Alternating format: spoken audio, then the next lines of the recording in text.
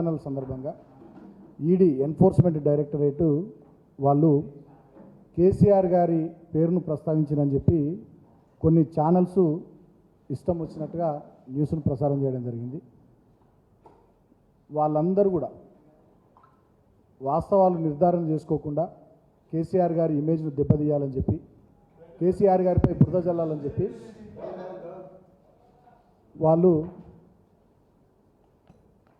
కేసీఆర్ గారి బ్రాండ్ను దెబ్బతీయాలని చెప్పి వార్తలు ప్రసారం చేసినట్టుగా తెలుస్తూ ఉంది. అటువంటి ఒక 16 న్యూస్ ఛానల్స్పై ఇవాళ బంజారాహిల్స్ పోలీస్ స్టేషన్ పరిధిలో, అదేవిధంగా కేసీఆర్ గారి ఇల్లునార్ దెబ్బతీయాలని చెప్పి, కేసీఆర్ గారిపై బురద జల్లాలని చెప్పి తర్వాత పంజాగుట్ట పోలీస్ స్టేషన్ పరిధిలో కంప్లైంట్ ఇవ్వడం జరిగింది.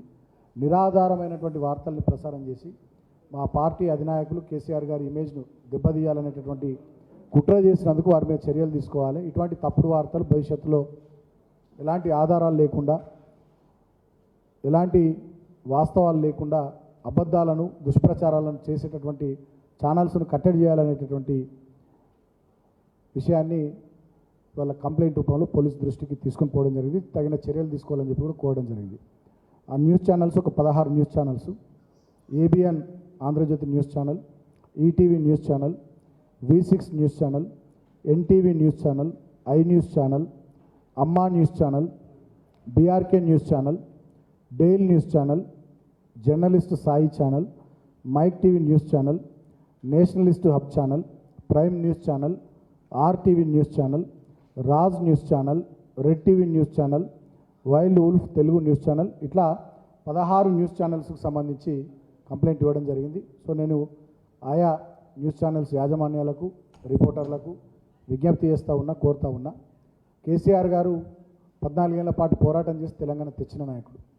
10 సంవత్సరాలు 2 టర్ములు తెలంగాణ ప్రజల ఆశీర్వాదంతో అద్భుతంగా తెలంగాణ ప్రజల సంక్షేమం, అభివృద్ధి కోసం కష్టపడి నిరంతరం తపన కొద్దీ పనిచేసినటువంటి నాయకుడు.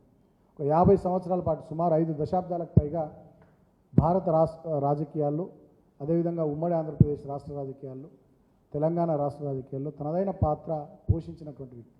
కాబట్టి అటువంటి కేసీఆర్ గారి ఇమేజ్ను, కేసీఆర్ గారి వారి ఔన్నత్యాన్ని, వారి విశిష్టతను తక్కువ చేసే విధంగా ఇష్టం వచ్చినట్టుగా నిరాధారమైనటువంటి వార్తల్ని ప్రసారం చేయొద్దని ఈ సందర్భంగా నేను ఆయా న్యూస్ ఛానల్స్ని కోరుతా ఉన్నా.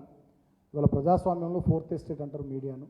మరి ప్రతిపక్షంగా ఉన్న బీఆర్ఎస్ పార్టీకి ప్రజల కోసం, ఈ ప్రాంత అభివృద్ధి కోసం అధికార పక్షంపై వాళ్ళు ఎన్నికల సందర్భంగా ప్రజలకు ఇచ్చినటువంటి మాటల్ని నిలబెట్టుకోవాలనేటటువంటి అంశంపై మేము చేస్తున్నటువంటి పోరాటానికి, కార్యక్రమాలకు మద్దతుగా నిలబడి ప్రజల గొంతుకగా ఉండి ప్రజాస్వామ్యాన్ని ఈ రాష్ట్రంలో పరిరక్షించాల్సినటువంటి బాధ్యత ఈ మీడియా తీసుకోవాలి. అబద్ధాలను ప్రసారం చేయడం, అవాస్తవాలను ప్రసారం చేయడం, కేసీఆర్ గారి మీద కోపం కొద్ది కొంతమంది ఏదో చేస్తే దాన్ని ప్రచారం చేయడం, ఈ రకమైనటువంటిది ఇది మంచిది కాదు. ఈ పద్ధతి మానుకోవాలని చెప్పి కూడా నేను హితవలుపుతా ఉన్నా.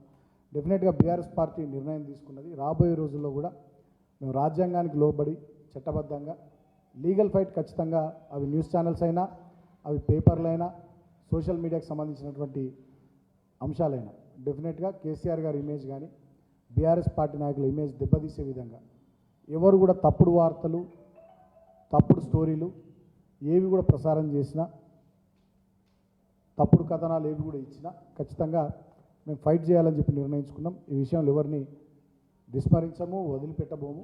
ఖచ్చితంగా చట్టపరంగా మాకున్నటువంటి రాజ్యాంగపరమైనటువంటి హక్కుల్ని న్యాయపరంగా మేము వినియోగించుకుంటాం. సో నేను మళ్ళొకసారి కూడా కోరుతా ఉన్నా. సో ఇటువంటి మానుకోవాలని చెప్పి సదరు మీడియా సంస్థల్ని కోరుతా ఉన్నా. మేము పోలీస్ శాఖ వారిని కూడా ఇందాక కోరినాం. మేము అక్కడ బంజారాహిల్స్ పోలీస్ స్టేషన్లో కంప్లైంట్ ఇచ్చినప్పుడు ఖచ్చితంగా ఇటువంటి కంట్రోల్ చేయాలి. మేము ఇచ్చినటువంటి పిటిషన్ను స్వీకరించి వివిధ సెక్షన్లలో మేము మెన్షన్ చేసినాం. ఏ రకంగా వాళ్ళు తప్పుడు వార్తలు ప్రసారం చేసిర్రు, ఏ రకంగా ఉద్దేశపూర్వకంగా కేసీఆర్ గారి ఇమేజ్ని దెబ్బతీయాలని చెప్పి కుట్రపూరితంగా ఈ రకంగా చేసిర్రో సెక్షన్స్ కూడా మేము మెన్షన్ చేసి మరి ఇచ్చినాం. సో వాటి ప్రకారం చర్యలు తీసుకోవాలని చెప్పి కూడా మేము కోరడం జరిగింది. సో భవిష్యత్తులో ఇటువంటి జరగకుండా పోలీస్ యంత్రాంగం కూడా తమ వంతు పాత్ర పోషించాలని చెప్పి కోరడం జరిగింది.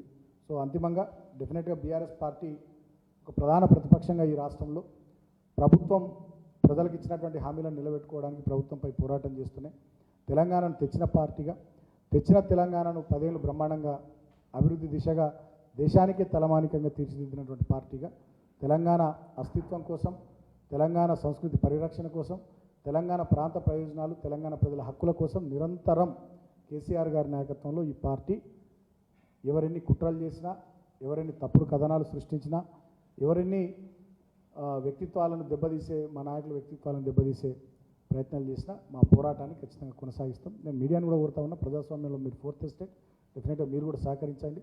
అందరం కూడా కలిసి రాష్ట్ర ప్రజలకు ప్రయోజనం కలిగే విధంగా, రాష్ట్రం మంచిగా ముందుకు సాగే విధంగా ప్రతిపక్షంగా, అదేవిధంగా మీడియా ప్రజాస్వామ్యంలో 4th ఎస్టేట్గా కలిసి పనిచేద్దామని చెప్పి కూడా నేను కోరుతా ఉన్నాను. Thank you.